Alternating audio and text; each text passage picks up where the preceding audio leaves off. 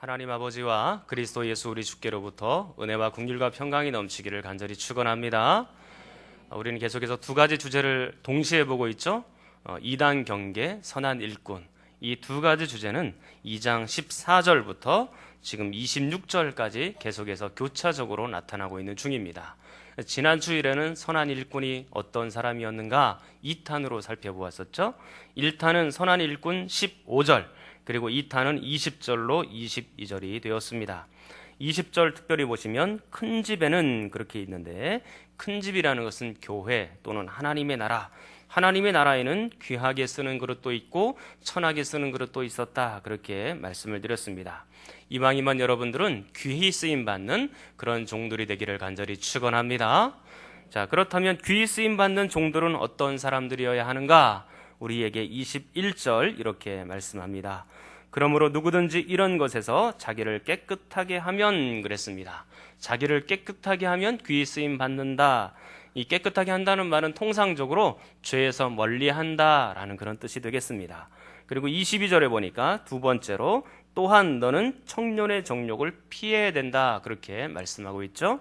그래야지만 선한 일꾼, 귀한 일꾼이 된다 그랬습니다. 이 청년의 정욕이라는 것은 욕심 또는 세상의 가치관, 이런 것들을 말하는 겁니다. 그래서 세상의 가치관, 청년의 정욕들, 욕심들은 어떻게 해야 됩니까? 피해야 되는 겁니다. 부정적인 명령형으로 우리에게 말씀하고, 그리고 세 번째로 선한 일꾼은 어떤 사람인가? 뒷부분에 보시니까 22절에 의와 믿음과 사랑과 화평을 따르라 그랬습니다. 이제 긍정 명령으로 바뀌어 가고 있는 거죠. 의와 믿음과 사랑과 화평은 무엇입니까? 하늘의 가치관이 되겠습니다. 그래서 청년의 정욕은 세상의 가치관이지만 지금 의와 믿음과 사랑과 화평은 하늘의 가치관이 되는 겁니다. 그래서 우리가 이 땅 위에서 비록 살아가고 있는 것처럼 보여지지만 우리는 언젠가는 하늘로 다 옮겨갈 사람이고 우리는 하늘의 백성들입니다. 그렇기 때문에 이 땅 위에 있는 세상의 가치관을 따라서 가는 사람들이 아니라 오직 하늘의 가치관을 따르면서 사는 사람인 줄 믿습니다. 그래서 여러분들은 청년의 정욕을 피하고 오직 의와 믿음과 사랑과 화평을 쫓는 그런 종들이 되기를 간절히 축원합니다. 그런데 하늘의 가치관을 이렇게 쫓아가는 가운데서 우리만 혼자 잘하면 되는가? 나만 혼자 괜찮으면 되는가? 그게 아니고 어떻게 해야 된다 그랬습니까? 22절에 보니까 주를 깨끗한 마음으로 부르는 자들과 함께 해야 된다, 그렇게 말을 한 겁니다. 그래서 혼자는 이 일을 하기가 힘듭니다. 그러나 우리가 함께 하면 가능한 거예요. 옆에 있는 성도들, 거룩한 성도들, 깨끗한 성도들과 함께 대화하고 교제하고 산다는 건 매우 소중한 일입니다. 그렇기 때문에 이분들과 함께 의와 그 다음에 믿음과 또 화평과 사랑을 쫓아가는 그런 사람이 되고 있는 것입니다. 우리가 지난번에 말씀드린 것처럼 여러분들이 연습을 한번 하셔야 됩니다. 우리는 이제 이렇게 하늘의 가치관을 같이 따라가야 될 사람들이니까 그 이제 초반에 첫 관문으로서 우리는 인사도 잘해야 되고 서로 귀한 교제가 있어야 되는데 이제 연습을 한번 해보겠습니다. 한번 옆 사람을 한번 보시고 안녕하십니까? 네, 잘 오셨습니다. 꼭 식사하고 가십시오. 근데 우리끼리만 하지 말고요, 앞뒤 모르는 분들이 또 있을 수 있으세요. 자, 앞뒤 모르는 분들하고 한번 인사하겠습니다. 시작. 네. 한 번 더 또 하겠습니다. 한 번 더 합니다. 당신과 함께, 자, 한번 따라 합시다. 당신과 함께 하늘의 가치관을 따르게 하심을 감사합니다. 자, 그것 가지고 이제 인사하는 겁니다. 시작.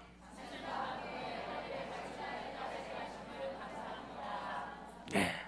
여러분, 이제 본당 나갔을 때 여러분은 적어도 5명 이상 서로 교제해야 된다고 얘기를 했죠? 이제 우리 매일 실천하는 겁니다. 그래서 본당 나가시기 전에 누가 먼저 나오나, 누가 잘하나, 빨리 그렇게 튀어나오는 것보다 우리가 서로 교제하고 안부 묻고 5명 이상 잘 모르는 얼굴들이 있으면 오히려 더 친절하게 인사하고 꼭 식사하고 가시라고 그렇게 얘기하고 나올 수 있도록 하십시다. 앞으로 이제 그렇게 계속 해야 되는 겁니다. 예, 좋습니다. 이제 오늘 말씀 23절부터 들어와 있는데요. 오늘 23절부터 26절 말씀은요, 이단 경계와 선한 일꾼 이 두 가지 주제가 함께 섞여 있는 겁니다. 그래서 기본적으로는요, 선한 일꾼이 누구인가라는 걸 우리에게 한 5가지 정도로 말해주고 있습니다. 근데 오늘 5가지를 다 보긴 힘들고요, 3가지만 일단 먼저 보도록 할게요. 그런데 어쨌든 여기서는요, 선한 일꾼 그리고 이단 경계 이 2가지 주제가 함께 녹여져 있다라는 것을 기억하시면서 따라하면 되겠습니다. 자, 이제 한번 보겠습니다. 24절입니다. 자, 24절 여러 번 읽을 거예요. 그러니까 여러분들이 각오하시고 자주 읽는다 생각하고 암송한다고 생각하고 자, 읽도록 하겠습니다. 시작.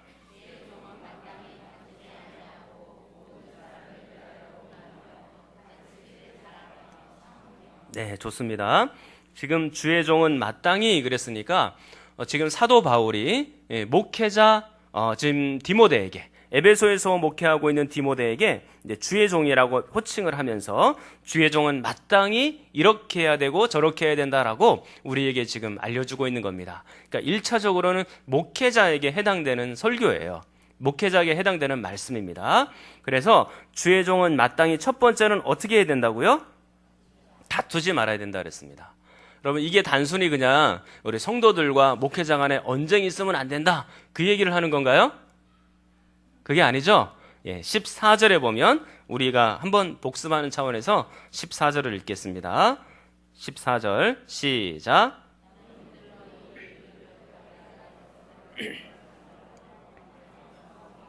네, 거기까지 읽겠습니다. 여기도 지금 말다툼 하지 말라 그런 얘기들이 나왔지 않습니까? 근데 여기서의 말다툼은 어떤 거라고 얘기했습니까? 이단들과 말다툼 하지 말라 그런 의미가 되는 거라 그랬죠? 여기서도 지금 마찬가지인 겁니다. 23절과 연계해서 보면요, 더 이렇게 이해가 빠르리라 생각이 듭니다. 23절 읽습니다. 23절 시작.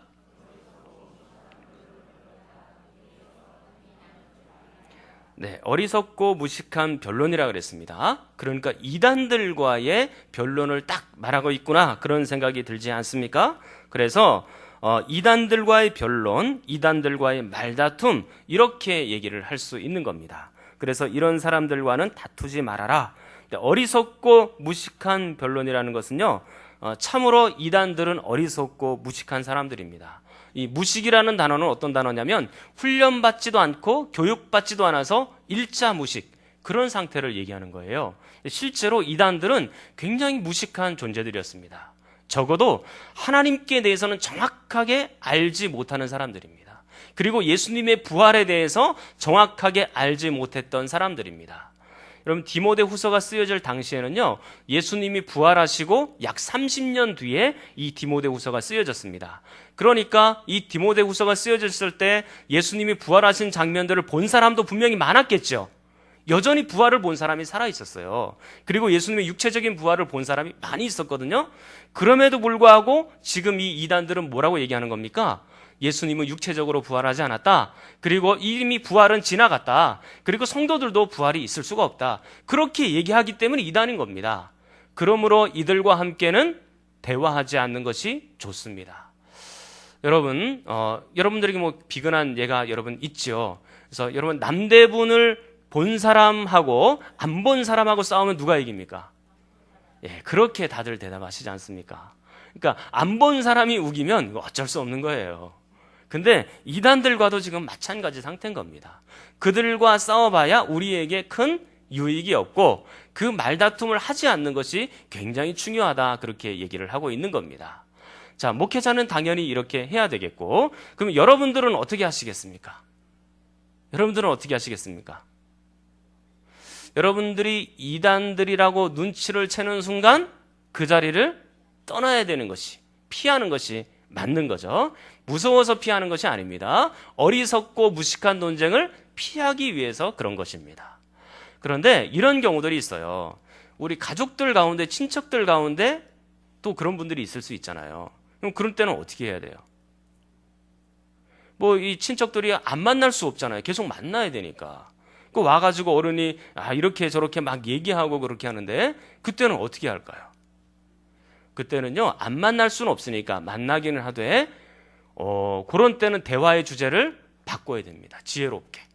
그 얘기를 딱 하려고 하는 순간 여러분들은 대화의 주제를 다른 얘기로 하세요. 막 어린아이들 얘기하세요. 어린아이들 이렇게 컸고 이렇게 했고 일주일 동안 이렇게 자랐고 그런 얘기 막 하세요.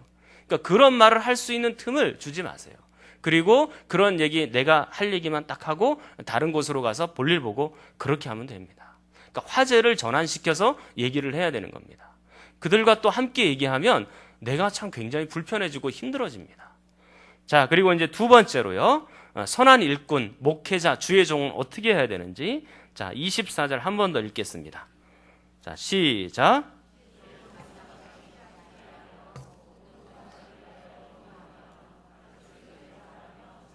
예, 두 번째는 뭘까요? 온유하며 그겁니다. 여러분 여기서 사도 바울은요 디모데에게 목회자로서 하지 말아야 할 일을 먼저 얘기하고 그 다음에 해야 할 것을 얘기합니다. 하지 말아야 될 것은 뭘 하지 말아야 돼요? 다투지 말아야 되고요. 해야 될 건 뭡니까? 온유해야 되는 것입니다. 그래서 이 온유라는 말이 참 중요한데요. 이 온유라는 말은 친절하다, 그리고 관용을 베풀다, 그런 말도 다 같이 포함되어 있는 그런 용어입니다. 예전에 제가 이단들을 하고 한번 이야기를 해본 적이 있었습니다. 높아심에서 말씀드리지만 여러분 이단들하고는 얘기하지 마십시오. 얘기하다 보면 그쪽 말로 자꾸 이렇게 빨려 들어가는 우리의 모습을 발견하게 돼요. 여기는 목회자도 그렇고 또 신학생들도 마찬가지입니다. 제가 아는 신학생 동기가 있습니다. 제가 94년부터 이 신학을 시작을 했는데 그때 함께 했던 그 동기가요 이단으로 가가지고요 아직까지 못 돌아왔어요. 그 친구는 이제 거의 연락이 거의 끊겨졌지만 아직까지 돌아왔다는 소식이 없습니다. 근데 안타까운 거예요. 그러니까 신학생들도 목사들도 막 빨려 들어가는데 우리 성도들은 뭐 오죽하겠습니까? 그러니까 여러분들은 다 할 수 있으면 그들과 함께 대화하지 않는 것이 중요합니다. 어쨌든 그들과 함께 이렇게 얘기할 기회가 잠시 이렇게 있었는데 그들과 얘기를 하다 보니까요 이 영혼과 이 신경이 곤두 이렇게 세워지더라고요. 그래서 말을 할 때 자꾸 공격적으로 얘기하는 거예요. 그러니 말씀을 가지고 그 사람들을 막 이렇게 찌르게 되고 공격하게 되고 막 그렇게 되는 저 자신을 발견하게 됐습니다. 근데 저도 그걸 몰랐어요. 근데 막 몰랐는데 이 말씀을 자꾸 그쪽에서 얘기를 하니까 이 말씀만 가지고 자기는 한다면서 성경 여기저기 막 찾으니까 저는 또 반대되는 성경을 막 이렇게 찾아서 얘기도 해주고 그러니까 진짜 이게 마음이 너무 불편하고 이게 서로 공격적이 된 겁니다. 그렇기 때문에 뭐가 필요한 거예요? 온유가 필요한 겁니다. 그들에 대해서도 온유해라 말하는 겁니다. 그런데요, 온유라 그래가지고요, 그들을 다 받아주고, 그리고 그들의 얘기를 다 들어주고, 또 진리를 왜곡해서 들어주고 설명하고, 그러라는 말이 아닙니다. 온유하지만 단호하게 얘기해야 되는 겁니다. 이렇게 틀렸으니까 안 된다라고 딱 잘라서 얘기를 하는 겁니다. 온유하지만 그 단호함이 우리에게 동시에 있어야 된다라는 얘기입니다. 그런데 이게 힘들지만 그렇게 해야 되거든요. 근데 이 온유하는 대상을 보니까요. 한번 성경을 잘 보십시오. 온유의 대상을 한번 보십시오. 자, 누구에게 온유해야 되는 겁니까? 모든 사람에 대하여 온유해야 된다 말합니다. 이게 어떤 면에서 보면 이단들에 대해서도 온유해야 되지만 성도들에 대해서도 또 사람들에 대해서도 온유해야 된다라는 말이 같이 포함되어 있다 그렇게 생각이 듭니다. 저도요 이게 온유하고 싶어요. 관용하고 싶고 친절하고 싶은데 이게 그렇게 쉽지가 않습니다. 저한테는 무척이나 어려운 일이에요. 이거를 어떻게 해야 될까? 여러분들이 저를 볼 때 온유한 목사님, 그리고 참 인격적인 목사님, 그리고 참 친절하고 관용을 베푸는 목사님, 이렇게 비춰지기를 바라지만 제가 거기에 너무 미달되기 때문에 부끄럽고 참 이게 자괴감이 들 때가 참 많습니다. 그래서 어제 이 설교 준비를 이렇게 하면서 이 마음이 이제 부담이 너무 돼가지고 이 설교를 어떻게 해야 될지 고민이 많이 됐어요. 지금도 아직 고민하면서 설교하는 중입니다. 아직 저는 이제 이 온유를 더 많이 실천을 해야 되는데 그게 그렇게 어렵더라고요. 여러분들은 온유한 것이 쉽습니까? 저한테는 너무나 어려운 숙제와도 같은 겁니다. 제가 이제 앞으로 여러분들과 함께 지내면서요, 이제 온유하지 못한 모습을 간혹 보게 될 수도 있어요. 그리고 제가 보여주지 말아야 될 부분들을 여러분들에게 보여드릴 수도 있습니다. 간혹. 저도 인간이고 사람이니까 실수할 때가 많이 있는 거죠. 그런데 사랑하는 성도 여러분요, 저는요 완벽한 인격체가 아닙니다. 그리고 거룩함을 완전히 이룬 사람도 아니에요. 계속해서 실수하는 부족한 종일 뿐입니다. 계속해서 실수하는 연약한 종일 뿐이에요. 근데 앞으로 거룩함을 더 이루어가야 될 그런 사람입니다. 그렇기 때문에 하나님께 기도하면서 포기하지 않고 온유를 이루도록 최선을 다해서 그렇게 가려고는 합니다. 그런데 사랑하는 성도 여러분들에게 한 가지 부탁을 꼭 드리고 싶습니다. 저도 여러분들에게 온유하려고 노력하겠지만 여러분들도 제가 부족한 모습이 보인다 할지라도 온유해 주시고 친절해 주시고 관용을 베풀어 주시면 감사하겠습니다. 자, 어떤 성도들은요 이런 성도들을 보았어요. 우리 교회 성도님들은 아니었는데 그 다른 교회입니다. 근데 목회자가 밑바닥까지 보일 정도로, 그리고 목회자가 보여서는 안 될 부분까지 보이게 할 정도로 성도들이 괴롭히는 그런 경우를 보았습니다. 저는 그게 잘못됐다고 생각을 해요. 바르지 않다고 생각합니다. 목회자가 행복해야 성도들도 행복한 거죠. 목회자가 불행하면 그게 불행이 다 묻어나는 거예요. 성도들한테 설교하면서 아니면 기도하면서 그 불행이 다 묻어나면 결국엔 누가 손해예요? 대답이 없으시네요. 여러분들이 손해인 겁니다. 여러분들이 손해인 거예요. 그래서 목회자가 행복하면 성도들도 같이 행복할 가능성이 큰 겁니다. 여러분들과 함께 울고 여러분들과 함께 웃고 그런 기회를 저희들에게 좀 주시면 좋겠다 생각이 듭니다. 목회자뿐만 아니라 성도들도 온유함을 배워가야 되는 거예요. 성격이 급해서 나는 안 돼요. 아닙니다. 예수님 제대로 만나면요 성격도 바뀝니다. 전 많이 보았습니다. 갑자기 바뀌는 사람도 있고요, 서서히 바뀌는 사람도 있어요. 예수님을 인격적으로 만났는데 어떻게 안 바뀔 수가 있습니까? 그게 정말 기적 아닙니까? 예수님을 제대로 만났는데. 그러니까 여러분들이 이제 저를 향해서 그런 부족함이 보일 때에 조금 이렇게 인내해 주시고, 그리고 또 참아 주시고, 그리고 또 관용으로 품어 주시고, 또 친절해 주시고 온유함으로 그렇게 베풀어 주시면 좋겠다라는 생각이 듭니다. 또한 옆에 있는 분들을 향해서 그렇게 온유해 주십시오. 여러분, 옆에 있는 분들 자꾸 약점들 쳐내고 그다음에 안 좋은 거 들춰내고 사람들 앞에 막 소문내고 그러시면 그게 온유는 아닙니다. 여러분, 이렇게 자주 우리는 얘기하죠. 너만 알고 있어. 너만 알고 있어. 너만 알고 있어. 그렇게 얘기하는 순간에 모든 사람이 다 아는 거예요. 막 그 소문들이 돌고 또 돌아서 결국에는 누구에게 들립니까? 나한테 들려가지고 그게 속상한 경우들이 얼마나 많은지. 아직까지 여러분들이 저를 욕했다는 얘기는 제가 들어보지 못했습니다. 제 얘기를 하고 있는 게 아니에요. 저를 속상하게 하는 분들은 없어요. 지금 아직까지는. 그런데 앞으로 여러분들이 옆에 있는 분들이 실수하고 연약하고 한번 보세요. 옆에 있는 분들 혹시 완벽하신가요? 자, 깨우시고, 자, 깨우시고, 자, 일어나셨습니까? 자, 옆에 있는 분들 실수나 연약함들이 분명히 보여도 그것은 소문낼 게 아니고요, 우리가 덮고 기도해 줘야 될 겁니다. 여러분들이 너만 알고 있어 그렇게 얘기하는 순간 다 퍼져가지고 빙 돌아서 내 귀에 들릴 때는 나는 마음이 정말 상한 거예요. 칭찬이 돌면 좋아요. 칭찬이 돌면 그건 얼마든지 해도 됩니다. 그러나 안 좋은 말은 내가 딱 들으면 내게서 딱 정착점이 되는 겁니다. 나에게서 딱 멈춰서 더 이상 다른 곳으로 나가지 않도록 그렇게 좀 해주십시오.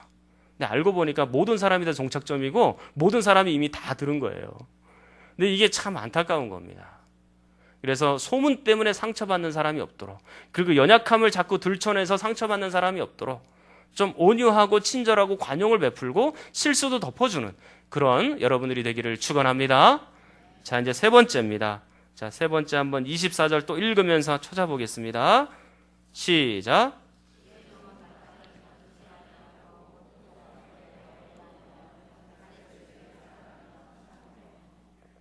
자, 지금 세 번째는 뭘까요?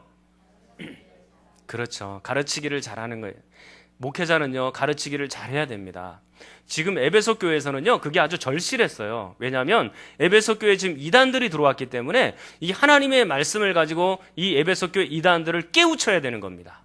그리고 이 성도들이 그 하나님의 말씀을 가지고 이단들을 대처할 수 있도록 잘 가르쳐 주어야 되는 겁니다. 이 디모데는 이 하나님의 말씀으로 무장되어 있어야 되고요, 이 하나님의 말씀을 잘 가르칠 수 있는 그런 사람이 됐어야 되는 겁니다. 그래서 바울이 디모데에게 이렇게 지금 부탁하고 있는 겁니다. 잘 가르쳐야 된다고. 예전에 제가 이제 신학생 시절에요, 어떤 목사님이 오셔서 신학생 몇 명을 앉혀놓고 질문을 하셨어요. 어떤 질문을 했냐면, 자네들은 가르치는 은사가 있다고 생각하는가? 물어봤습니다. 우리는 뭐 다 얘기 못하고 가만히 있었습니다. 만약에 가르치는 은사가 없다고 생각하면 지금이라도 그만두게.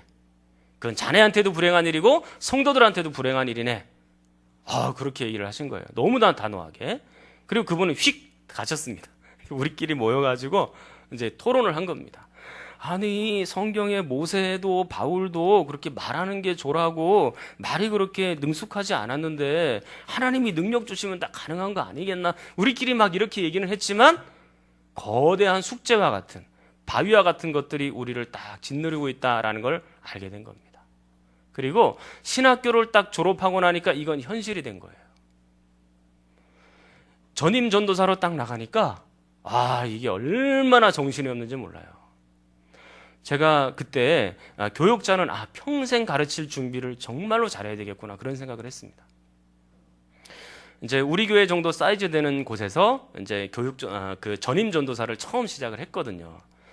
그래서 이제 제가 설교를 새벽 설교 3번, 그리고 수요 예배는 제가 전담했고, 그 주일 밤 예배는 3명이 남자 교육자들이 돌아가면서 했습니다. 여자 전도사님이 2분 계셨으니까 여자 전도사님은 안 하고 남자들만 그냥 했죠.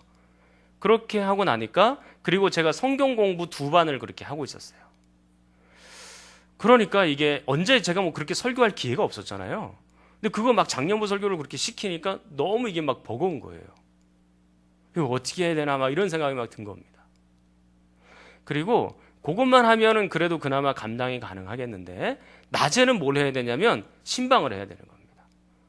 근데 지금 우리는 대신방 때만 이렇게 열심히 했지만, 그때 저는 이 성도들이 아침부터 저녁까지 한 5가정, 6가정을 전도사님하고 짝지어서 계속 했어요. 그리고 저녁 때 들어와서 저녁 잠시 먹고 집에서도 못 들어갑니다. 집에도. 저녁은 이제 집에 들어갈 시간이 없어요. 빨리 먹고 와서 이제 행정일 좀 같이 하고, 그리고 또 보고서 써서 올리고, 그렇게 하다 보면 시간이 8시, 9시 되는 거예요. 금방. 그럼 그때부터 뭘 하는 겁니까? 그때 설교 준비하는 겁니다. 이제 그때부터 이제 한 10편 정도 해야 되고 성경 공부도 해야 되고 막 그러니까 그 남은 시간은 설교 준비를 해야 되니까 집에 들어갈 시간이 없고, 집에 들어가도 계속 컴퓨터 앞에 매달려서 설교 준비 이렇게 하고 있는 거예요. 책상 앞에. 잠잘 시간도 없고요. 뭐 애들을 볼 시간도 없습니다. 애들은 막 커가는데 애들이 저한테 오질 않으려고 그래요. 아빠 얼굴을 몰라요. 엄마한테만 딱 붙어 있고, 아빠를 딱 보면 피해가지고 슬금슬금 엄마 뒤에서 보고 막 그렇게 한 집에 살면서도 그 정도였으니까요. 그렇게 딱 3년 훈련받고 나니까 다른 교회 가서도 이게 가능해지더라고요. 그러니까 훈련을 잘 받는 게 굉장히 중요하다, 그런 생각이 들었습니다.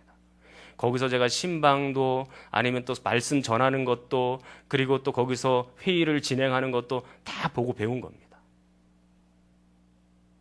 제 목회자가 여러분들이 보실 때는 그냥 신방 몇 군데 다니고 이제 잘 먹고 다니고 그러면 이제 끝나는 줄 알지만, 갔다 와서는 또 뭘 해야 돼요?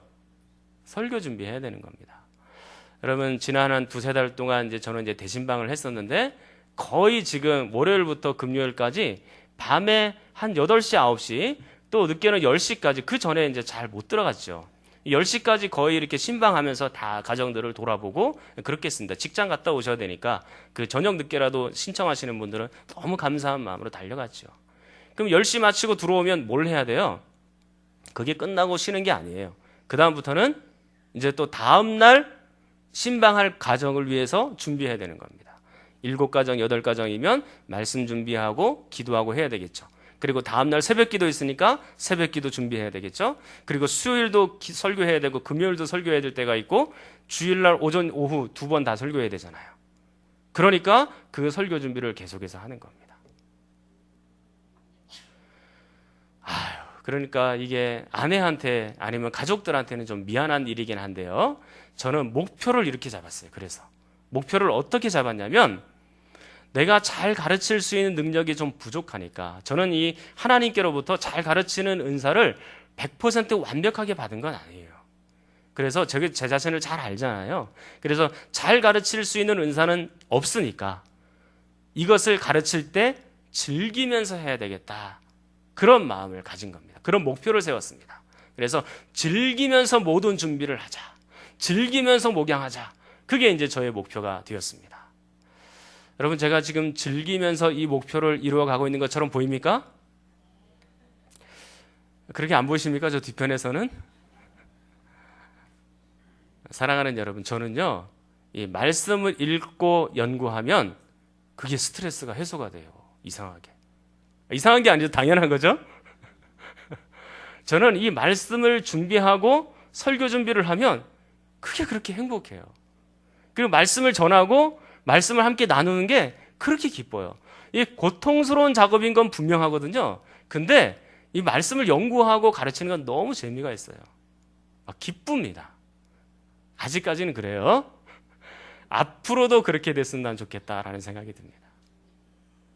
그래서 이 설교 준비를 하면 몸이 막 이완이 돼요. 이렇게 쫙 몸이 막 퍼지면서 이 피로가 이렇게 쫙 풀어지면서 막 그렇게 이제 막 변해갑니다. 그래서 밤늦게 와서 잠깐 앉아 있다가 이거 씻고 딱 성경을 펴는 순간 마음과 이 몸이 쫙 풀어져요. 얼마나 감사하게 이렇게 하고 있는지 몰라요. 너무 기뻐요. 에베소 교회 당시나 그리고 지금의 목회자나 똑같이 하나님의 말씀은 목회자라면 여전히 가르쳐야 되는 겁니다. 여전히 최선을 다해서 가르쳐 주어야 되는 거예요. 제가 뭐 바쁜 거 여러분들에게 자랑하려고 그러는 게 아니고요. 이런 상황들이 있지만 즐겁고 기쁜 마음으로 최선을 다해서 감당하면 하나님께서도 기쁘고 저도 즐겁고 여러분들도 함께 이 일에 세워져 갈 수 있겠다라는 생각이 들어서 말씀을 드린 겁니다. 제가 이제 앞으로 이제 성경 공부 또 우리 교회에 도입해서 조금 성경 공부 더 가르치면 이제는 또 좀 더 사역이 늘어나게 되겠죠. 이제 말씀을 이제 맺도록 하겠습니다. 오늘 선한 일꾼 그리고 주의 종 그리고 목회자들은 어떤 사람이 되어야 되는가? 어리석고 무식한 변론을 피해야 된다 그랬습니다. 이단들과는 그렇게 심각하게 논쟁하고 언쟁할 필요가 없는 것입니다. 그리고 또 하나가 있는데 그것은 온유해야 된다 그랬습니다.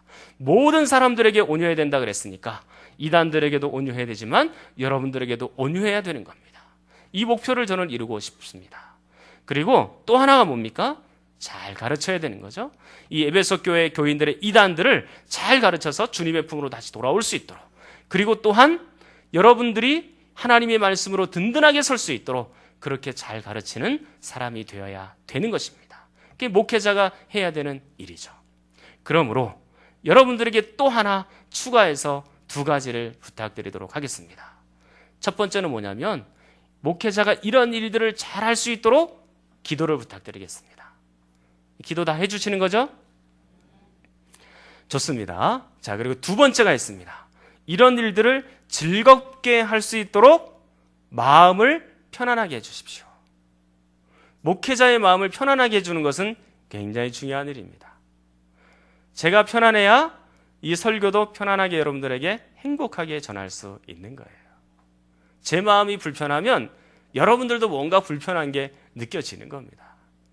그래서 여러분들 누군가가 말을 하거나 생각을 하거나 행동을 할 때 이 교육자들이나 또 목사 앞에서는 그걸 좀 생각을 하시면서 이거 목사님이 이게 상처받으시는 거 아닌가? 그렇게 생각하면서 좀 마음을 좀 편안하게 가질 수 있도록 목회자를 이렇게 배려하면서 가야 되는 게 맞는 겁니다. 여러분들 다 그렇게 하실 수 있으시겠죠? 좋습니다. 여러분 약속하셨으니까 이제 저의 마음을 불편하게 하는 성도들이 앞으로도 없을 것이다.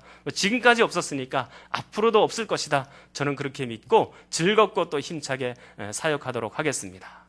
사랑하는 여러분, 이제 우리는 오늘 말씀에 있는 것처럼 이단들과 말다툼도 피하고, 그리고 또한 여러분들도 온유해지시고 여러분들도 할 수만 있다면 이 주의 복음을 많은 사람들에게 잘 가르치는 그런 종들이 되기를 간절히 축원합니다. 우리 통성으로 함께 기도하겠습니다. 오늘은 저와 교육자들을 위해서 기도해 주시기를 바랍니다. 어리석은 다툼에 휘말리지 않게 하시고 온유한 목회자, 잘 가르치는 목회자 되게 하여 주시옵소서.